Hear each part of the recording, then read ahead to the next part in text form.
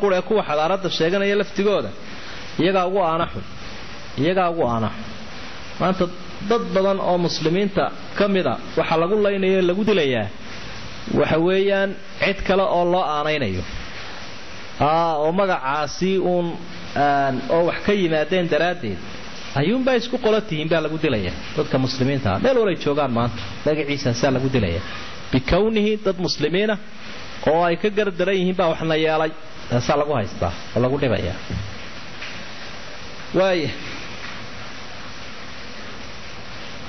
ilaahay baa la idin horgeynaya aayaddu aad bay u soo celcelinaysa waad ku arkaysa daris walba inta badan aayaadka aad baad ugu arkaysa uma ilaa rabbikum marjicukum fayunabbiukum bima kuntum fihi takhtalifuun ilaahay baa la idin celin markaasuu idinka warrami waxaa isku khilaafsantihiin qofka xusuusan inuu maalin ilaahay hortegayo qofka xusuusanin lama mid aha ka aanta xusuusnay way kala duwan yihiin qofkana barnaamij buu leeyahay ku talagal buu leeyahay jawaabo diyaarsanaya wuu fikiraya waxba u turanaya kan kalena intaas agtiisa ma taalo suurada waxa ilaahay uu ku soo gabagabeeyay aayadan ka waramaysa markaynu halkan joogno doorkaynu qaadanayno markaynu halkan joogno ma waxaynu noolaanaynaa sida xayawaanka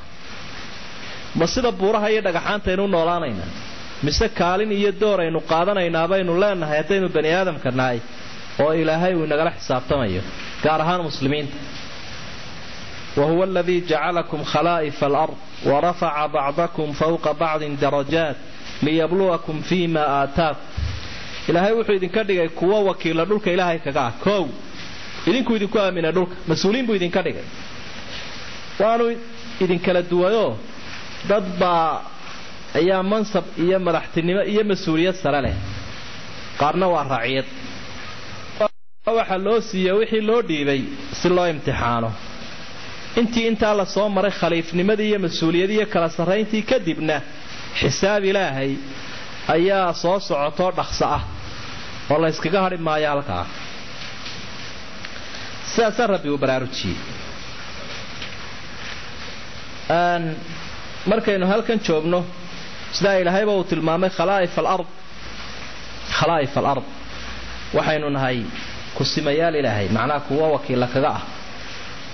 ilaahay been wakiil kaga nahay dhulkana ilaahay sida uu tilmaamay uu wanaajiyay oo wuxuu ka dhigay kown goglan hagaagsan lagu noolaan karo nicmadu taalo diin iyo waxiina uu soo dajiyay oo manhajkii la raaci lahaaya innagana uu inaamro wuxuu wala tufsidu fil ardi ba'da islaahiha intii aan dhulka wanaajiye kadib ha kharibina waaya khalaa'if al-ard dadkii hadaba khaliifka ku ahaa dhulkan ee bani aadamka ahaa ee camiray ma sinne si gaar ah ilaahay wuxuu calaamadiyay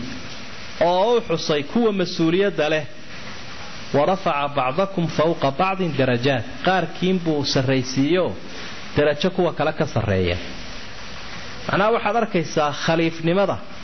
لفدبر وحى أصيا تذكر مسؤولين تملحلة أيها لفدبر أصيا كوا سادم كي جيستانا وصيف والحية